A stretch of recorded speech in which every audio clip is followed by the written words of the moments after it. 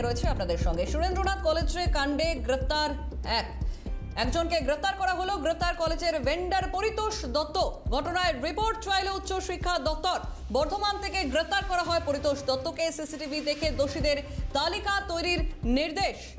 এবার সুরেন্দ্রনাথ কলেজ কাণ্ডে গ্রেপ্তার পরিতোষ দত্ত গ্রেপ্তার করা হলো এবং পরিতোষ দত্তের অভিযোগের কথা আগে উঠে আসে এবং কলেজের ভেন্ডার পরিতোষ দত্ত এবং ঘটনায় রিপোর্ট চাইল উচ্চ শিক্ষা দপ্তর।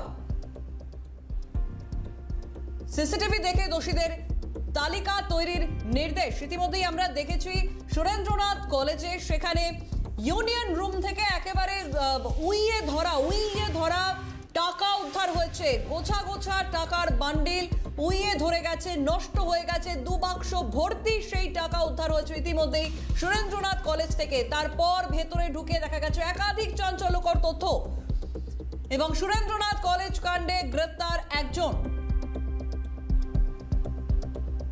এই ঘটনায় রিপোর্ট চাইল উচ্চ শিক্ষা দপ্তর। এবার সুরেন্দ্রনাথ কলেজ কাণ্ডের এই ঘটনায় রিপোর্ট চাইল উচ্চ শিক্ষা দপ্তর। ফোন লাইনে সায়ন্তন ভট্টাচার্য রয়েছেন। সায়ন্তন, এবার সুরেন্দ্রনাথ কলেজের এই ঘটনায় উচ্চ শিক্ষা দপ্তর রিপোর্ট চাইল।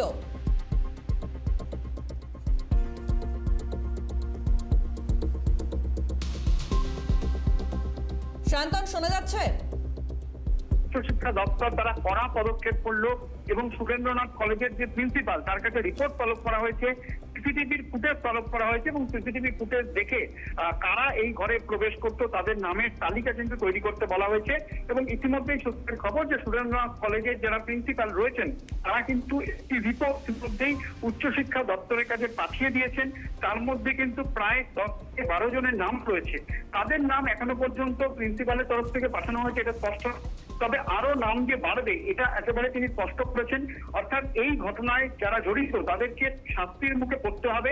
উচ্চশিক্ষা দপ্তর একটি উচ্চ পর্যায়ের বৈঠকের পরে কিন্তু এই রিপোর্ট তলব করেছে এবং রিপোর্টে বলা হয়েছে যে সেই রিপোর্ট কিন্তু কলেজ কর্তৃপক্ষ দিয়েছে এবং যাতে দ্রুত এই দোষীদের চিহ্নিত করা যায় এবং তাদের নামের তালিকা তৈরি করে উচ্চশিক্ষা দপ্তরে জমা দিতে হবে। কিছুটা নামের তালিকা কিন্তু ইতিমধ্যেই জমা পড়েছে এবং বাকি কারা কারা জড়িত সেই নামের তালিকাও কিন্তু আবার উচ্চশিক্ষা দপ্তরকে জানাবে কলেজ কর্তৃপক্ষ। শান্তন, এই রিপোর্ট কতদিনের মধ্যে পেশ করতে হবে কি জানা যাচ্ছে? দেখো, ইতিমধ্যেই একটি রিপোর্ট কিন্তু জমা পড়ে গিয়েছে, অর্থাৎ 7 দিনের মধ্যে দেওয়ার কথা ছিল এবং 2 দিনের মধ্যেই কিন্তু এই রিপোর্ট তারা জমা দিয়েছে, প্রাথমিক রিপোর্ট, এবং আরো ইনভেস্টিগেশন করে বাকি রিপোর্ট কিন্তু 5 দিনের মধ্যে তারা দেবে, এমনটাই কলেজের তরফ থেকে উচ্চশিক্ষা দপ্তরকে জানানো হয়েছে। ধন্যবাদ শান্তন। ফোন লাইনে ছিলেন প্রতিনিধি শান্তন ভট্টাচার্য।